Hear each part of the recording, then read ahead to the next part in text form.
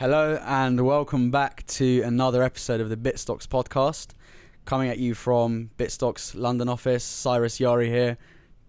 Stephen Arthur here. Good to have you here, mate. We're both back at it. I know you were at Singapore a couple of weeks ago. We're back together with the podcasts, and we've got a special guest in the studio today from our team that we'll be introducing shortly. But before we go on to that, just the usual stuff. Please do not consider any of this podcast as financial, legal, tax, or any form of investment advice. We are just blockchain nerds. We like to talk about things and keep up to date with current markets. Please, hit those likes, hit the subscribe, hit the comments. We are newbie to the game, so please, all your comments are appreciated. I'd like to think we've been improving with every episode. So hit those comments and give us feedback as you wish. And yeah, so before we dive in, Stephen, and we introduce our guest, I think just over the past week, since we've been quite busy in the office and there's been a lot going on in the industry, we'll just kick off with one significant bit of news that you've seen in the markets that you'd like to share or touch on. Cool. So a piece of news I've been monitoring is institutional money. Now, Bobby Cho, global head of trading at Cumberland Mining, actually released a statement earlier this week, pretty much outlined that institutional investment has increased massively on their OTC platform.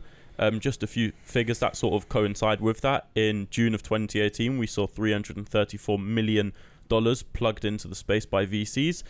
Most latest figure from April 2018, that increased to $420 million.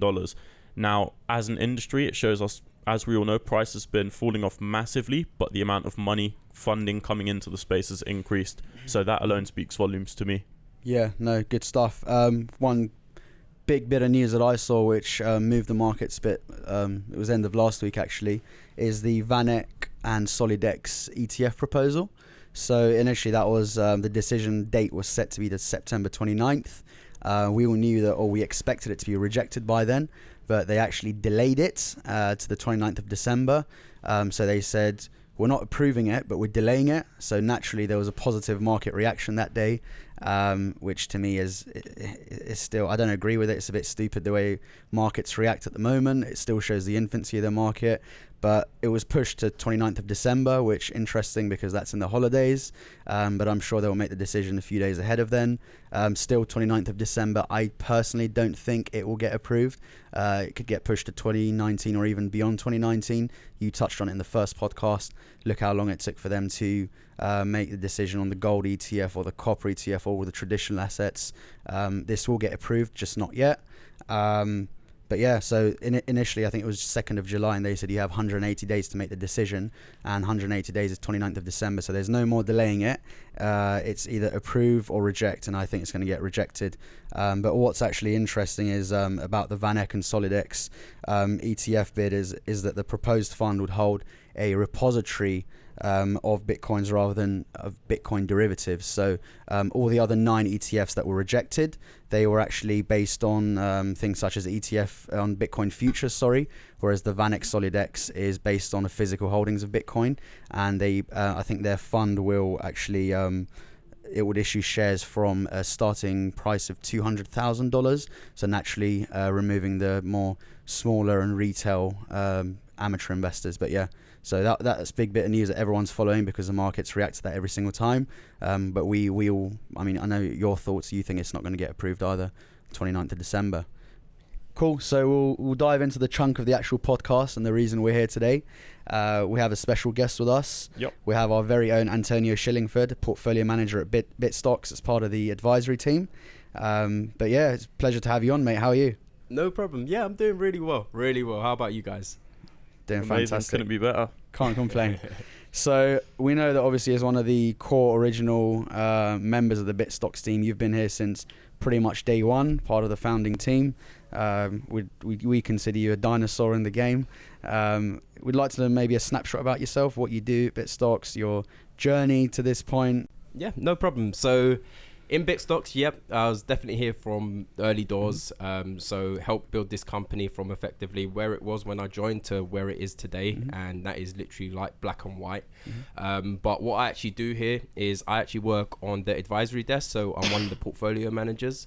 So we help educate people on effectively what cryptocurrencies really, really are and where they're going to be in the future. and why they're even relevant anyway, because we're part of a traditional financial system.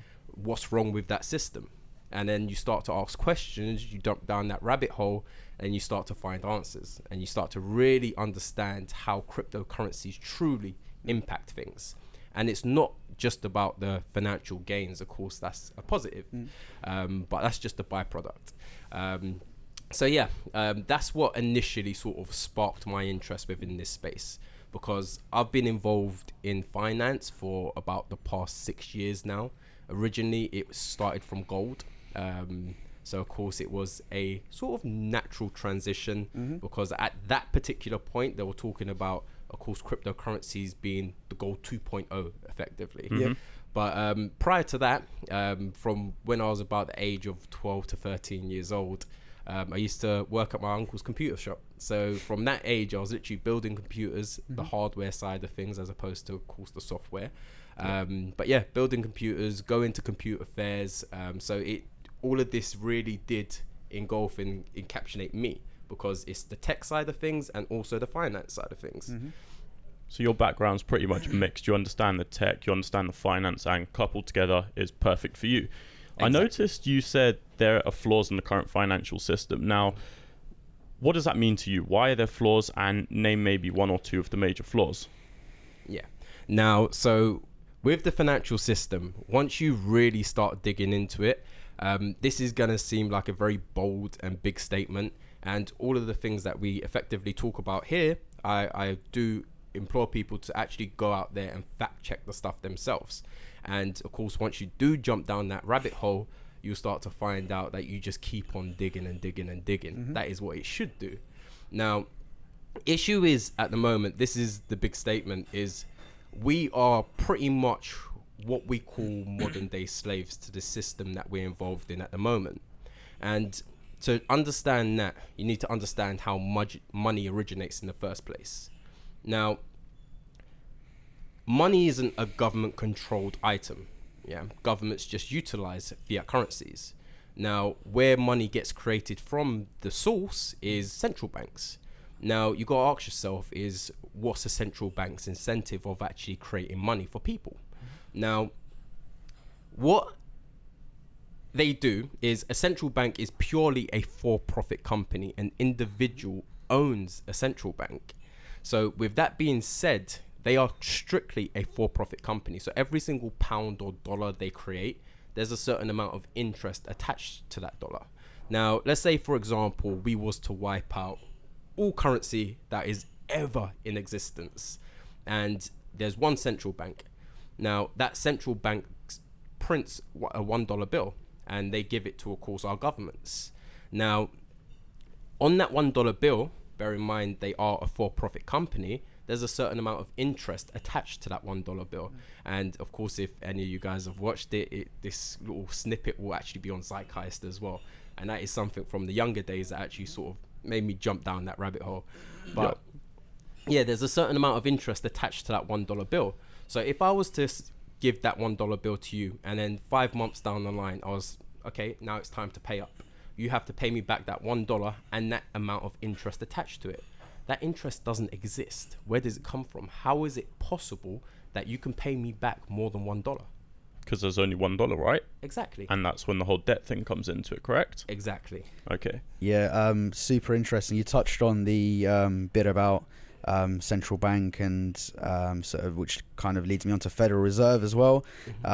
We know that obviously one point that I came across not long ago that obviously we looked at Bitstocks, and Michael Hudson's presentation as well, he points out that Alan Greenspan point very well. So clearly that Alan Greenspan himself quoted that the Federal Reserve is an independent agency completely separate from the US government. And I advise people, for those not familiar, so there's a great book I read a while back called The Creature from Jekyll Island. I highly advise you read this book. Again, it's for you to come up with your own judgment. Typically when I pick up one of these books, it makes me open about 50 tabs on Google and go into all sorts of research mode. But essentially, you know, I implore you to go and do your research and read that. But further echoing Antonio's comments, essentially, with the touch of it's not technically a touch of a button, but it pretty much is the way it works. They make the decision and they say we want to print more currency, further causing inflation. We'll shortly get onto how whole taxation system is completely flawed as well, and how cryptocurrency solves for all of this. But yeah, mate, I don't know if you have any comments to add what you touched on. Yeah, completely agree. I mean, just like you said, at the press of a button, they do something called quantitative easing. Now, that's a magical term repeated throughout, GCSEs, A-levels, university, you name it, which essentially means printing money. It means creating somewhat value from nothing. And that's the value that, creates inflation, diminishes the money in our pockets, and pretty much erodes our wealth from us. So yeah, totally agree and resonate with that point. Yeah, definitely. I'll massively agree there. Inflation is definitely the silent killer.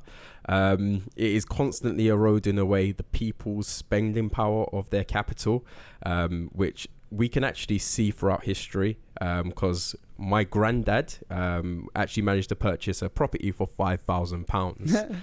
£5,000 now wouldn't even get you a car, to be completely honest with you. I'm pretty sure one of those little tiny smarts. And I'm pretty sure that's out of the price bracket. Yeah. Mm-hmm. So back then, of course, you could buy a property. Nowadays, it won't even get me the bottom line car. Yeah. I mean, something that really intrigues me is how banks' roles in society will change. So now, they're acting as almost not even custodians. They actually have control of our finances. Before, when, say the public held the vast majority of their funds and a company needed to raise funds, whether it be for war or something, they would have to make an announcement, say that we're going for war for this and this reason. And they would almost convince the public that it was the right thing for us to vest our money in them to enable that to happen. With central banks, and with them having the ownership of our funds, they don't even have to consult us. Not only do they take away our sovereignty from a wealth standpoint, they also take it away from an option standpoint. You do not have the right to dictate where your money goes once it's in a bank. And that's a point that you were actually telling me the other day about how it's lended out, and $1 lended in, creates more lending power and more money in debt, for example. 100% correct. As soon as you deposit money into a bank account, you no longer own that money. Yeah, they just allow you to effectively use it. Now, we saw in the past, so perfect example, the BlackRock situation. We saw queues of people outside waiting and begging to get access to their capital. And bear in mind, some of these people, that is their life savings. That is how they feed their kids. That is how they have a roof over their heads. Now, the issue is, with banks, they will only insure you up to a certain amount. Now, if a bank does go down, you will have to fight through tooth and nail to even get back the capital that you're insured for, that you should have the right to access, no matter how much is in that account. So the issue is that we have no forms of control, and the people that are holding the capital have all the control. That is the massive issue within the finance sector. And what you're saying about effectively going to war, that is a massive thing. Because let's just say, for example, a very simple and easy example. This is massively dramatized, but I'm pretty sure everyone will get the point of this. Now, let's say, for example, someone wants to go to war. All they would effectively have to do, say the nation's total net worth is $10,000 for argument's sake. Now, they can print another $10,000. Of course, and now there's 20,000 in circulation. Doesn't mean that they have to drip that out to everyone. Yeah? So they can keep the bulk of that 10,000 in circulation. The spending power hasn't changed. All they've done is steal the spending power and value from the people by putting more currency in circulation. And of course, with them doing that, they've bolstered up their holdings. And now guess what? They can afford to go to war. And this is a massive issue. The fact that they allow us to put in votes, but really and truly, we have no say. And even we have no way of even proving that our say counts. Yeah, so that actually leads me on to, obviously you touching on inflation a lot, the issues that we've seen in countries such as Venezuela, countries such as Iran, whereby in Iran, £1 was the equivalent of, a couple of years ago, I believe, £1 was equivalent to about 1,800 rials, which is the currency in Iran, and now that's equivalent to £1 is equivalent to 22,500 reals. Essentially, a lot of people, the stories I hear from some of the journalists that I follow in Iran on Twitter and some other forums, the difficulty that people are seeing in their lives. Some people who used to live a very comfortable life are now actually living in, essentially it's not even paycheck to paycheck anymore. They're not able to put food on their table. It's gotten that bad in countries such as Venezuela, where you're seeing a lot of the population leaving the borders, going to countries such as Colombia to find work. So this all obviously leads on to cryptocurrencies, because the same journalists that I've been following and having some dialogue with, they've been telling me how, even more so obviously in Venezuela, but those that I've been in contact with in Iran, the journalists, how cryptocurrency and specifically Bitcoin is solving for a lot of these issues, and they're super appreciative and glad of this. Now, for the common listener, I totally appreciate that some people, you won't really care. I mean, we don't blame you. It's just one of those things you've not experienced, so naturally it's not it's not something you're conscious about, right? But when you think about it, these people, they're essentially, trying not to get too political here, trying to put it the best way forward, but essentially, for all the corruption that we've seen, cryptocurrencies, essentially it's solving for things like nationalism, borders. These are all things that are man-made, right? Mm-hmm. So it's societal norms made by a person that's no smarter than you, no smarter than I. It was made by so-called elite group of a few that to control the sort of, which leads on to pyramid of power, which we've touched on before and we had in Michael Hudson's presentation. So all of this links back to, including what you guys went into discussion with on inflation as well, the tight control that they want to have over society. Now, the reason I know that we're all at Bitstocks anyway, myself included, where we aim to solve for a lot of these issues, purely because, yes, someone in Middle East or someone in Africa or some of the areas of the world which is facing some of these difficulties that we've just discussed, you've got some of the brightest minds in the world, and they can, for example, push their information through the internet, but they cannot get paid for it because 2/3 of the world is unbanked. And this is what I was getting onto, saying I appreciate the average listener may not really care about this, but you got to realize how super, super, super fortunate we are. And people are not grateful enough or appreciative enough of, we won't go into this. This kind of leads off topic, but some of the things I hear about just general society around us, things that people complain about or focus on. You just want to say just shut up. Do you know how fortunate you are to be in the position you are? First of all, the fact that, what's the statistic? It's something like, I heard Gary Vee say, it's something like 400 trillion to 1 of becoming a human being. First of all, you already won. Secondly, you're living in modern day society in the Western world as we are here. Thirdly, you're banked. 2/3 of the world is unbanked, more than 2/3 of the world. Mm-hmm. So we don't face any of these difficulties that these people face. However, cryptocurrencies, which I'm leading on to, I won't get too emotional and go off topic, but cryptocurrencies, which is the reason why we're all at Bitstocks, is to aim to solve for a lot of these issues that the world is seeing, to move away from this control of an elite few who have made the decisions for the most of us, where why? Like, bottom line, why? Just to sort of jump in there, let's pick a few particular topics there. Let's use Venezuela first. Sure. Now, a lot of people know the situation on what's happening out in Venezuela. They're experiencing hyperinflation. They might walk to the store. For example, their currency will be worth X amount and they'll be able to buy a loaf of bread with that.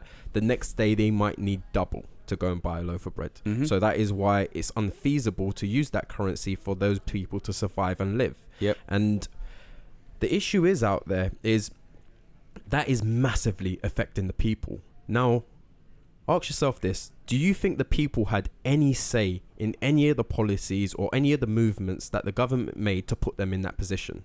Now, the people that made the decisions to put them in that position, how do you think they're living? They're sitting probably on their high chairs, eating flamboyant meals, not feeling the pinch whatsoever. It's the people that constantly get affected.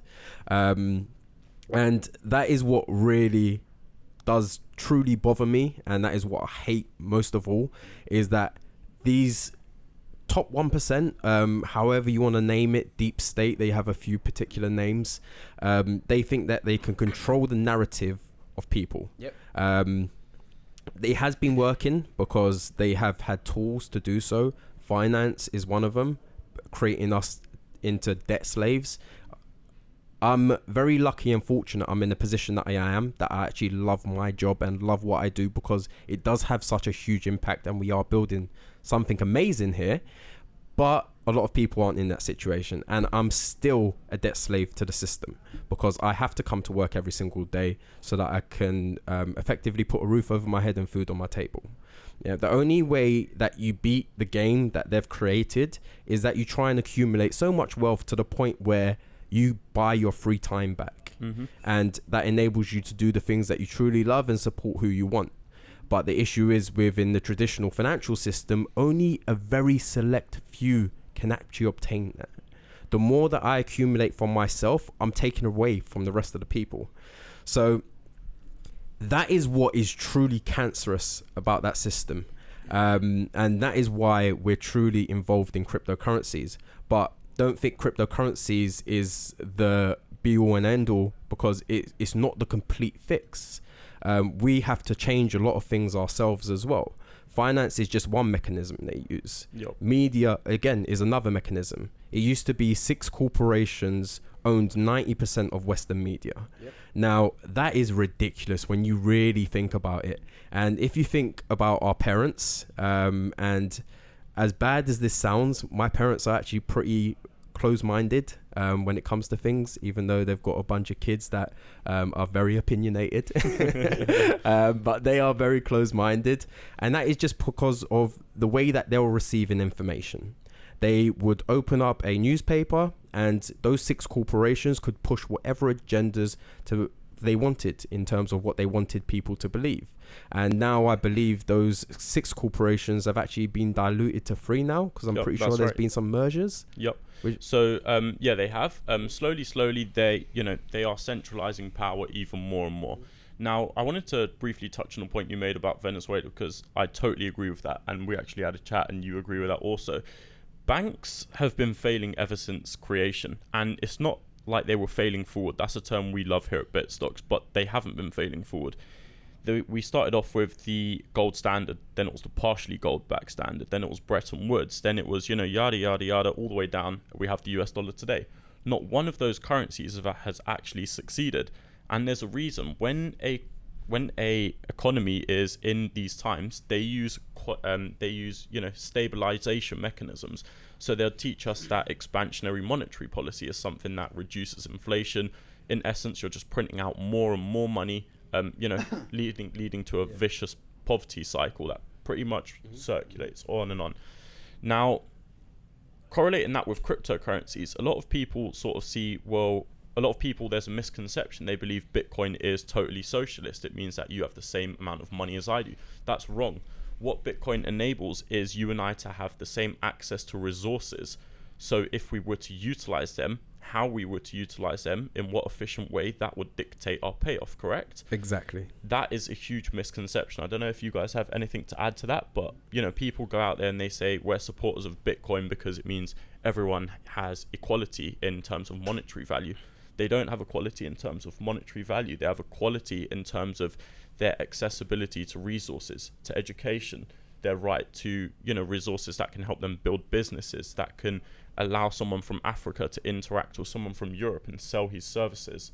Yeah, exactly. So for some people who know, I geek out a lot on prior to joining Bitstocks, other than the blockchain and cryptocurrency space, very passionate about the e-commerce space. Why? Purely because I'm passionate about people in some countries in Southern America, countries in Africa, Middle East and other areas of the world who have access to the internet, who would like to launch businesses via e-commerce, but they cannot do so. Again, I said it earlier, some of the brightest minds in the world, probably a lot brighter than many of the people that we interact with on a day-to-day basis, in terms of just general London people or general people in the Western world. You've got some of the brightest minds in some of these countries who have access to information freedom via the internet, but cannot push any of their products or services because they're unbanked. It just doesn't make sense. And who has put these controls in place in the first place to begin with?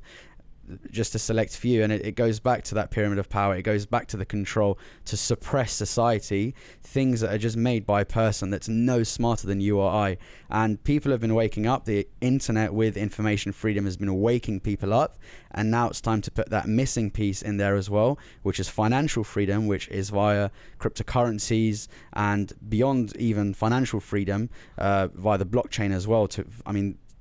Endless applications of blockchain, one of which, for example, is decentralized autonomous organizations to fix, for example, voting, to use it as a voting tool.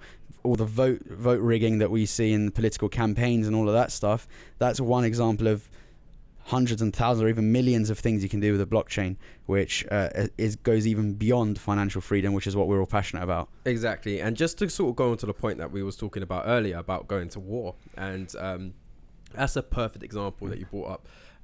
Now, let's just say, for example, a president or the person in power wanted to go to war.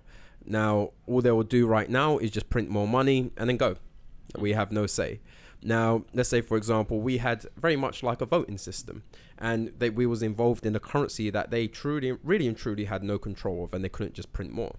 Then what you would have is you would have that president or that person jump on TV and present their case to the population. And I bet you at that particular point, the population is actually probably going to want to educate themselves on whether we should really be going to war. Now, what that president or person will have to do is present their case and say, look, these are the reasons on why we need to be doing this at the moment. And if the population agree, then we all fund it together, as opposed to having no say whatsoever. And I bet you if that was the case, there's going to be a lot less conflict on this planet. Yeah, totally agree with that. Yeah. And then just for listeners, some people, obviously, they've not been in the cryptocurrency game for too long, or it's a completely new world to them. If you could maybe just give just a little glimpse or summary of why and how cryptocurrencies solve for these issues for those who are not aware. Now, what crypto does, it abolishes that middleman. It abolishes that entity with that power that can effectively print more or have control of certain situations. Because cryptocurrencies is completely decentralized. Doesn't mean that the entire space is completely decentralized. We're not there yet. We are still building in the tools that we need to, of course, achieve financial sovereignty. Right now, we have, like I said, completely decentralized currencies. So Bitcoin, and there's a few other out there as well, Bitcoin Cash being one of them, where that will allow me to send value from point A to point B anywhere in the world at any given point. So whether I'm, of course, in London and you're in the USA, I can send you value just as easy as sending an email without someone above saying to me that, look, no, you can't make that transaction. I just don't like the way it looks. It's money that I've worked hard for and that I've achieved. Now, the issue is, and why it's not completely decentralized, is because all of the on and off ramps. So to be completely honest, companies like ourselves, and exchanges, a lot of the companies within this space still have a certificate of incorporation. An individual owns that. So of course, with that being said, there is a place where people can be squeezed, and that has been what's been happening throughout this year.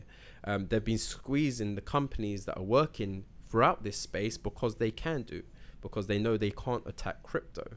Now, what happens once the companies also start going decentralized? You have decentralized banks, you have decentralized exchanges. What can they truly do? Is that something that they can possibly regulate? And if they were to regulate it, how can they go about it?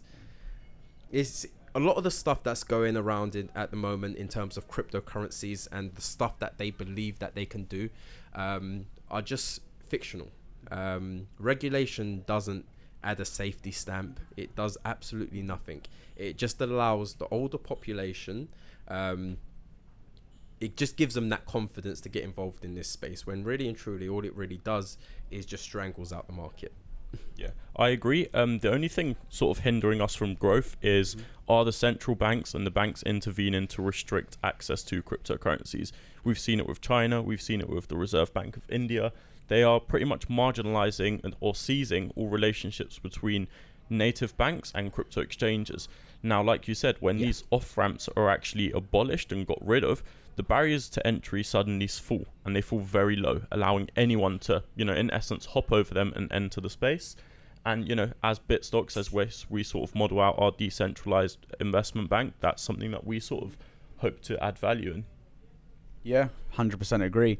And then another thing I want to touch on and get your thoughts on, and your thoughts on as well, is it's an office-wide discussion we had this morning actually around how the crypto community has evolved since Genesis. So it's been just over 10 years since the original Bitcoin white paper. Yeah. And the vision that was set out in that white paper, we still pretty much, our process and thoughts are pretty much aligned with that white paper's aims and goals.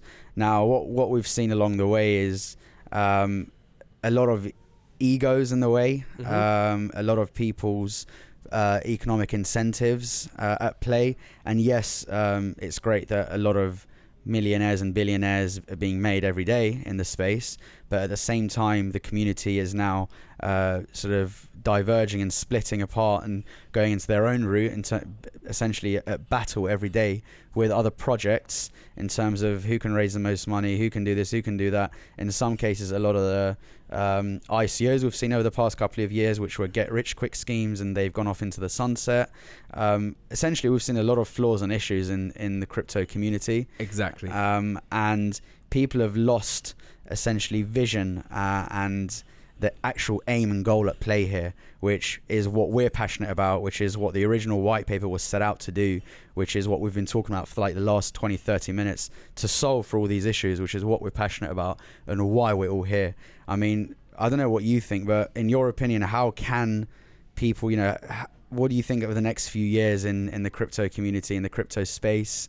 When do you think we'll see some of these issues that we're passionate about being resolved? And specifically, you touched on regulation, which kind of leads into that as well. Now, we've had 10 years within this space since the birth. We have been stagnated massively. We should be a lot further than what we actually are. Cryptocurrencies are still at the stage where you do need to be some form of a tech geek to actually use it, because doing transactions aren't the simplest of things. And the reason why all of this has started happening, and we've got coins splitting off here, we've got Bitcoin Gold, Bitcoin Diamond, Bitcoin Platinum, the list just literally keeps on going Silver, on dark, and on. I think, you said, the list just goes on forever. Now, what the issue is we've created something that is opposing the top 1%'s power structure. So to think that they're not going to oppose us is completely irrational. Of course, they're going to try and destroy this space as much as they possibly can. And in every book that you can possibly read in terms of how they do go about things, and just the art of war, really and truly, is divide and conquer. And that is exactly what we've seen throughout this space. That is why there's in excess of 4,000 different coins. Now, just imagine if all of those minds combined together and we worked on 3 to 4 different projects, how much further we would be, as opposed to majority of the market being full of absolute shit coins that do absolutely nothing, and the tokens have no utility whatsoever. So the project has no utility whatsoever. Just imagine if all of those minds were working towards the exact same goal, as opposed to being divided like we have been. But it is a battle that is ongoing. But of course, the right minds that can decipher a lot of the stuff that has been going on are working on the projects that are true. You just need to be able to decipher effectively what a shit coin is and what a good coin is. But just progress hasn't excelled as much as what it should have for those particular reasons. Yeah, no, imagine 4,000 of those projects coming together and actually being able to suppress the so-called deep state. just a message to leave people leave with people. It's just a thought. Crypto space now past 10 years, we all agree that we would have liked to have seen more development in the space. But again, ever evolving, and we'll touch on obviously the outlook and stuff shortly as well. But I don't know if you have anything to add to. Yeah, so I totally agree. I think the space is very much in its infancy, and in terms of where we're going, parabolic. It's undescribable. We've already seen, prices come off, VC money is increasing, institutional investment increasing. Now, Antonio touched on a point saying that there's over 4,000 different cryptocurrencies, vast majority being shitcoins. Totally agree with that as well. In years to come, there's only going to be very few that will actually survive the longevity, and it's because of the incentive and the value they add. Now, one of those we all deem to be Bitcoin Cash, and I actually think Bitcoin Cash is the best out of every single other project because its core incentives allow it to scale naturally. Now, when you're speaking of a network, whether it be proof of stake, proof of work, delegated proof of stake, it has to be able to scale through incentives. For me, proof of work is the only one that does that. It allows you to be competitive, and if you're a miner and someone else reinvests in mining equipment, it reduces your hashing power as a portion of total hashing power. Now, what does that do to your margins, your profit margins? It reduces that too, because the likelihood of you finding a block is slightly reduced now. So in order to retain or maintain those profit margins, it forces you to reinvest. And that is the beauty of proof of work. It forever incentivizes internal players within the network to keep reinvesting. And that for me is what it's all about. It's about the network growing automatically 100%. And organically. 100%. Token economics. Token economics is massively important, and everything has to run in conjunction. Everyone has to be incentivized, and everyone has to compete. Competition is the most important thing when it comes to this space, because competition is what constantly excels everyone. So as long as a token or a cryptocurrency implores those two things, just true token economics, and of course breeds competition as well internally, then I think those are two massive points on how you can sort of push aside shitcoins, and of course, end of the day, what true cryptocurrencies are actually all about. Yeah, and just before we start to wrap up, for those listeners who are not too familiar with what the gents are touching on, so proof of work, proof of stake, delegated proof of stake, some of you are probably asking, are these alien names? What are they? So essentially, in a nutshell, we'll link up some stuff in the description for further reading, but I'll try and summarize it as well as I can without confusing people. But for those listeners, so proof of work, essentially where you're trying to solve a block on the blockchain to essentially, which essentially is a record of these transactions. It's a ledger. In order for you to, as a block producer, to mine these blocks, you would have to calculate, essentially as mathematical calculations that you'd have to solve. And how do you solve these mathematical calculations that mines the block? It's via having very powerful CPU mining chips, computer hardware, which essentially solves for these blocks. And the more powerful your infrastructure is, the more chance you have of solving these blocks. And once you solve a block and you beat the competition to solving a block, then you're rewarded with, in this case, for example, a Bitcoin, or actually it's not a Bitcoin, it's currently 12.5 Bitcoins for every block, I believe. Correct me if I'm wrong. And it's halving in 2 years to 6.25 and further diminishing down the line until 2140, I believe the last Bitcoin will be mined. But essentially, and I mean, you can read on it a lot further. We won't go into too much detail, but that's proof of work in a nutshell. For to validate these transactions, you get a reward. But how do you get the reward? You have to have the most powerful system in place in order to validate the blocks and validate the transactions as a miner. And then proof of stake is, I'm not a fan at all. I definitely won't go into too much detail on this. Essentially, the more you hold, the more tokens you hold, the more chance you have of essentially mining a block. And that's completely flawed because of the incentives at play. And proof of stake, the fat cat gets to say. Yep, perfect way to put it. I don't need to say much more. Delegated proof of stake, we touched on this high level with Rob Finch in episode 2 because EOS currently deploys the DPoS mechanism, and DPoS essentially is so it's proof of stake but with a D at the front, which is delegated proof of stake. It's essentially the more tokens you hold, the more voting power you have to vote in a block producer, or you can delegate that voting power to someone else. Definitely better than proof of stake, a lot more scalable than proof of stake. We touched on it with Rob. Some do believe that it has a slight issue of being semi-decentralized, because yes, the pros are it's the most scalable, but it's not completely decentralized in the manner of proof of work, for example, where proof of work is, yes, it's capitalism 101, and it rewards you for the more you invest in the network, the more you're passionate about it as well, and the more you want to be rewarded, the more you're investing, and hence the more chance you have of being rewarded at play as well.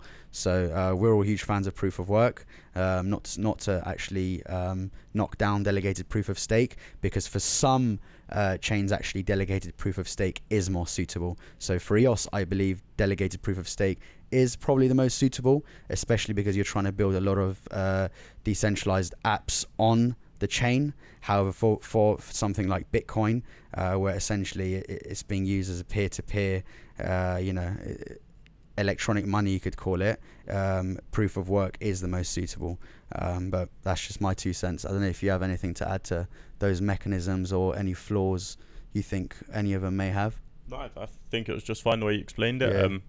Totally agree with you. Yeah, I'm just trying to make sure I get all the terms right as well, because the reason I love this podcast is I've been in this space for 2 months now. So the best way for me to learn myself is to say it to others, and you essentially you learn everything on the job. So the more you're talking about things as well, I love these discussions. Even for someone like Antonio, who's been in the game for over 4 years, touching 5 years now, which is not many people in this space.